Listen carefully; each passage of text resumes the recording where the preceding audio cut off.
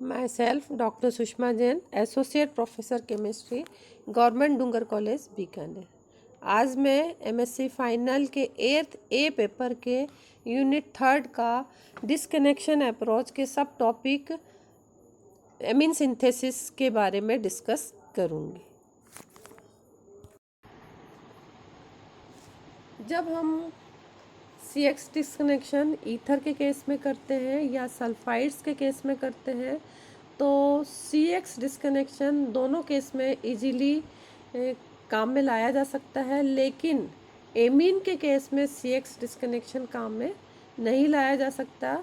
जिससे यहाँ पर फॉर एग्जांपल ये मैंने सेकेंडरी एमीन लिया है, अगर मैं इसको डिस्कनेक्ट करती हूँ तो CX डिस्कनेक्शन के अकॉर्डिंग यहाँ पर जो डिस्कनेक्शन होगा वो CN डिस्कनेक्शन होगा और हमें दो प्रोडक्ट मिलेंगे, प्राइमरी एमीन RNH2 और मेथिल आयोडाइड।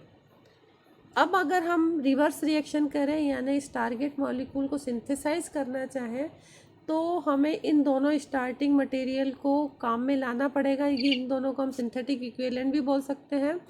इन दोनों की आपस में रिएक्शन करनी होगी और रिएक्शन के द्वारा हमें ये टारगेट मॉलिक्यूल प्राप्त होना चाहिए।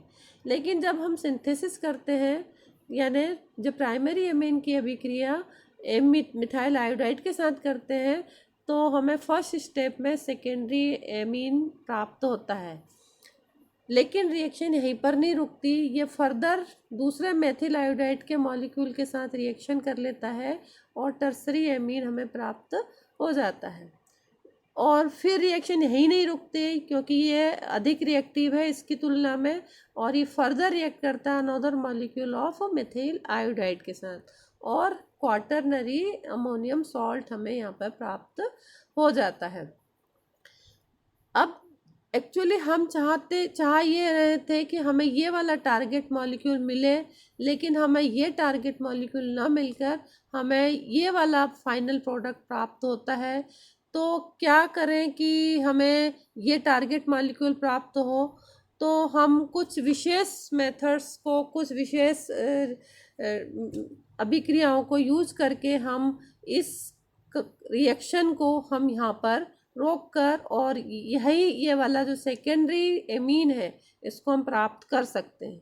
क्या कर सकते हैं कि अगर हम इस प्रकार का कोई रिएक्शन लें जिसमें कि जो एमीन है उसकी रिएक्शन इस तरह के एल्किल हैलाइड के साथ कर दें कि वो इस एमीन की जो रिएक्टिविटी है उसको डिक्रीज कर दे इलेक्ट्रॉनिक इफेक्ट के द्वारा, तब हम किसी भी एमीन का एल्काइलेशन कर सकते हैं, अन्यथा हम एल्काइलेशन नहीं कर सकते। जैसे इस एग्जांपल में इसने इस वाले रिएक्टेंट ने इस एमीन की जो रिएक्टिविटी है वो इलेक्ट्रॉनिक इफेक्ट के द्वारा कम कर दी है, तब हम इस रिएक्शन को अप्लाई कर सकते हैं। या फिर अगर कोई रिएक्टेंट एमिनो कंपाउंड की स्टेरिक रीजन के कारण उसकी रिएक्टिविटी को कम कर दें, यानी कि हम इसमें कोई बल्की ग्रुप जोड़ दिया है हमें या ये बल्की ग्रुप है, बल्की ग्रुप होने के कारण जो प्रोडक्ट है इसकी रिएक्टिविटी बहुत कम हो जाएगी, तो हम रिएक्शन को यहीं पर ही रोक लेंगे। यानी ये बहुत स्पेशल केस में ही हो सकता है कि हम इतना बड़ा बल्की ग्रुप को यूज करके यानी कि स्टेरिक रीजन को यूज करके अथवा इलेक्ट्रॉनिक इफेक्ट को यूज करके हम कोई लिमिटेड जो रिएक्शन है वो ही प्रोसीड हो सकती हैं, ज़्यादा रिएक्शन प्रोसीड नहीं हो सकती। इसलिए हम इसको एज ए जनरल रिएक्शन के रूप में नहीं ले सकते कि हम एमीन सिंथेसिस के लिए इस रिएक्शन को अप्लाई कर लें।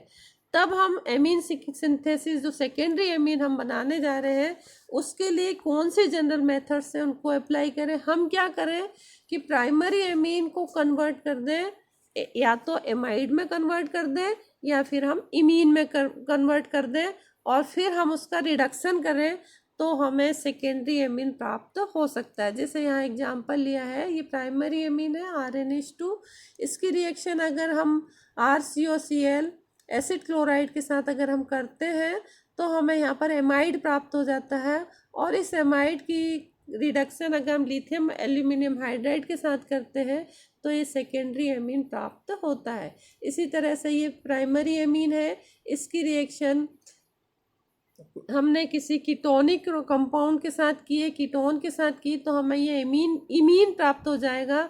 इस इमीन की अगर हम लिथियम एल्यूमिनियम हाइड्राइड के साथ रिडक्शन करें तो हमें सेकेंडरी एमीन प्राप्त हो जाता है। जैसे मैंने यहाँ पर एक ये मॉलिक्यूल लिया है, इससे एक्सप्लेन किया है कि इसको अगर हम डिस्कनेक्ट करें तो दो तरह से हम इसका डिस्कनेक्शन कर सकते हैं।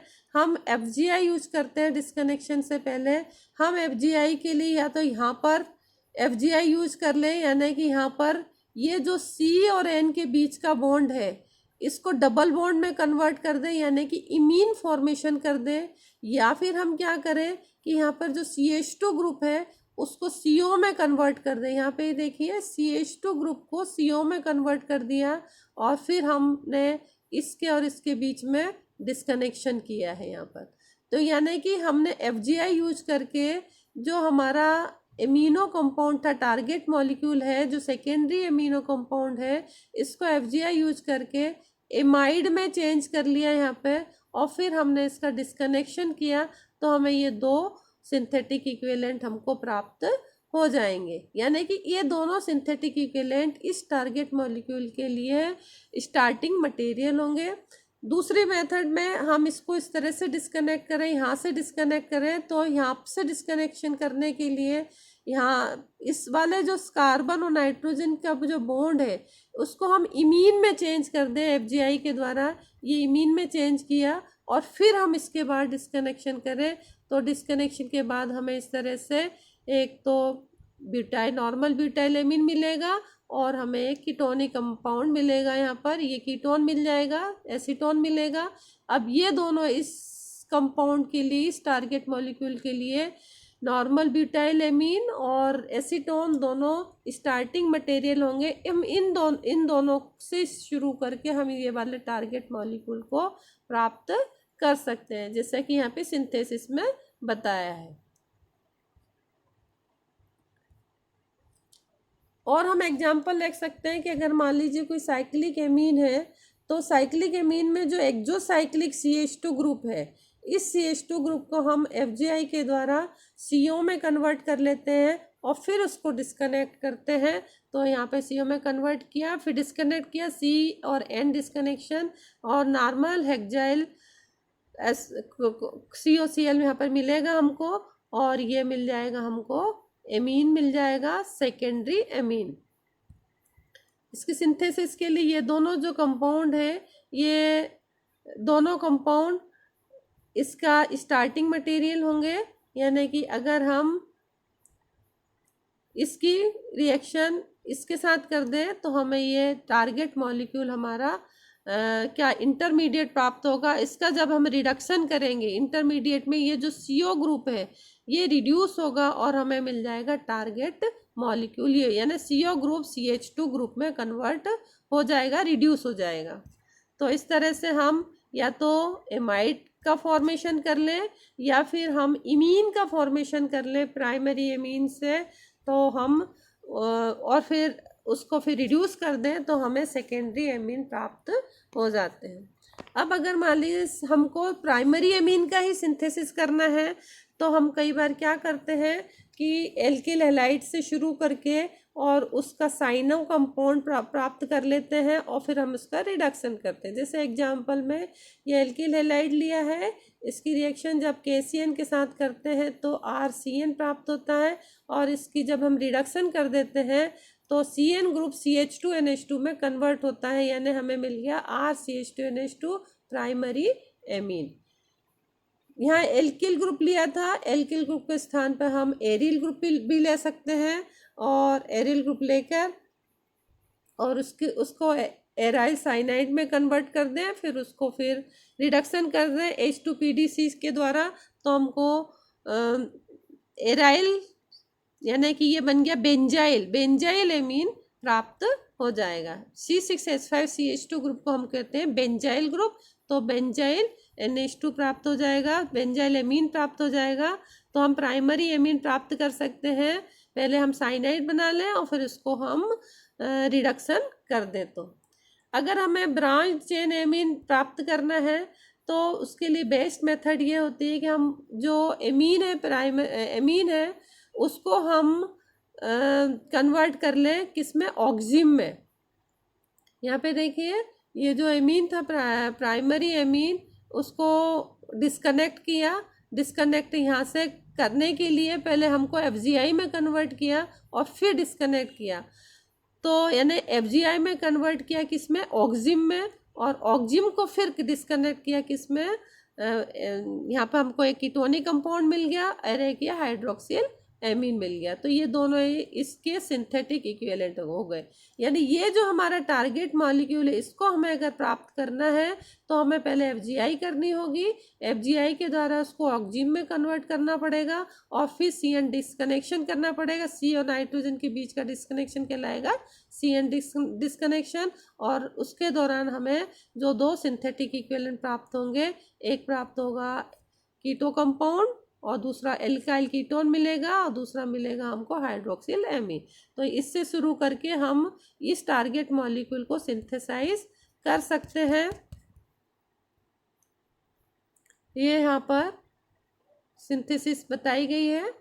अब अगर मान लीजिए हमें टर्सरी एल्काइल एमीन बनाना है तो हम टर्सरी एल्काइल एमीन बनाने के लिए पहले क्या करते हैं कि कोई नाइट्रो कंपाउंड ले लेते हैं। एलिफेटिक नाइट्रो कंपाउंड लिया हमने और उसकी रिएक्शन हम बेस की उपस्थिति में एल्किल हेलाइड के साथ कर दी।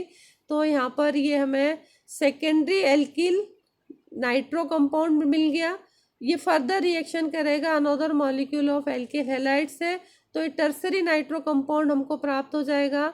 और इसको जब हम रिड्यूस करेंगे कैटालिस्ट की उपस्थिति में हाइड्रोजन के द्वारा, तो हमको यहाँ पर टर्सरी एल्किल एमीन प्राप्त हो जाएगा। रिटर रिएक्शन के द्वारा भी हम टर्सरी एल्किल एमीन प्राप्त कर सकते हैं। ये हमने स्टार्टिंग मटेरियल लिया है। इसकी रिएक्शन जब हम एथिसाइनाइड से करते हैं तो यहाँ पर ये एक एनिलाइड प्राप्त हो जाता है और इसको हाइड्रोलिसिस करने पर हमें टर्सरी एल्किल एमीन प्राप्त होता है। तो इस तरह से हम रिटर रिएक्शन के द्वारा और ये एल्काइलेशन करके एलिफेटिक नाइट्रो कंपाउंड का और फिर उसको रिडक्शन करके हम टर्सरी एल्किल एमीन को प्राप्त कर सकते हैं। और भी अधिक दूसरी मेथड्स हैं जिनके के द्वारा हम एमीन्स की प्रिपरेशन कर सकते हैं। हम क्या करें कि एजाइड का फॉर्मेशन कर लें। यानी अगर हम एल्किल हैलाइड की रिएक्शन सोडियम एजाइड के साथ कर दें तो हमें एल्किल एजाइड प्राप्त हो जाएगा। और इसको अगर हम रिड्यूस कर दें H2 के द्वारा किसी कैटालिस्ट की उपस्थिति में या फिर लिथियम एल्यूमिनियम हाइड्राइड के द्वारा हम कर दें तो ये जो एजाइड ग्रुप है वो NH2 ग्रुप में कन्वर्ट हो जाता है, रिड्यूस हो जाता है। तो इस तरह से हम एजाइड फॉर्मेशन के द्वारा भी प्राइमरी एमीन्स का फॉर्मेशन कर सकते हैं। यहाँ पर एक एग्जांपल लिया है, रिट्रोसिंथेसिस बताई है इसकी। यहाँ पर हमने जो एमीन था, प्राइमरी एमीन था, इसको हमने एजाइड में कन्वर्ट कर लिया बाय द FGI और फिर इसको डिस्कनेक्ट किया तो हमें मिल जाएगा ये एक इपॉक्सी कंपाउंड और N3-। ये दो हमारे स्टार्टिंग मटेरियल मिलेंगे और इनसे स्टार्ट करके हम इसकी सिंथेसिस कर सकते हैं। इपॉक्साइड की रिएक्शन सोडियम एजाइड के साथ इन प्रेजेंस ऑफ डाइऑक्सिन और हम इनको रिफ्लेक्स करेंगे तो हमें ये एजाइड प्राप्त हो जाएगा। और इसको जब हम रिडक्शन करेंगे तो हमें टारगेट मॉलिक्यूल प्राप्त हो जाएगा। तो हम इस तरह से एजाइड बना के और फिर इसको रिडक्शन करके हम प्राइमरी एमीन का फॉर्मेशन कर सकते हैं। और भी दूसरे रिएजेंट्स हैं जिनको कि NH2- सप्लाई के लिए हम यूज़ कर सकते हैं। इसमें एक बहुत ही अच्छा जो रिएजेंट है वो है थैलीमाइड। थैलीमाइड को हम यूज़ करके और हम थैलीमाइड को एज ए रिएजेंट यूज़ कर सकते हैं जो कि वो रोल करता है कि ये NH2- को जनरेट करता है। तो हम इस तरह से थैलीमाइड को यूज करके भी हम प्राइमरी एमीन को बना सकते हैं। कैसे बनाते हैं? हम थैलिक एनहाइड्राइड लेते हैं, इसकी रिएक्शन जब अमोनिया के साथ करते हैं तो थैलीमाइड बनता है, और इसको जब हम पोटेशियम हाइड्रोक्साइड के साथ रिएक्शन करते हैं तो इसका पोटेशियम थैलीमाइड बन जाता है, पोटेशियो थैलीमाइड बनता है। इसकी रिएक्शन जब हम एल्किल हेलाइड के साथ करते हैं तो एल्किल ग्रुप यहाँ पर ऐड हो जाता है, और यहाँ से के है, आई के साथ रिएक्शन करके के आई अलग हो जाएगा, और क्योंकि हम यहाँ पर ले रहे हैं आर आई तो आर यहाँ पर ऐड हो जाएगा। इसकी रिएक्शन जब हम हाइड्रोजन के साथ करते हैं तो हमें प्राइमरी एमीन प्राप्त हो जाता है। तो इस तरह जो थैलीमाइड है वो एक बहुत अच्छा रिएजेंट है एमिनो ग्रुप को फॉर्मेशन करने के लिए, NH2 को जनरेट करने के लिए।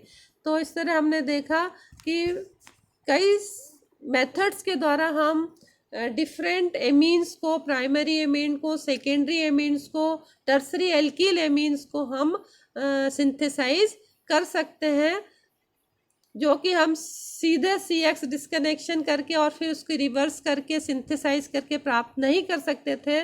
वो हम अलग अलग मेथड्स, जो कि बहुत ही अच्छी मेथड्स हैं एमीन सिंथेसिस के लिए, उनके द्वारा हम एमीन्स की प्रिपरेशन कर सकते हैं। Thank you.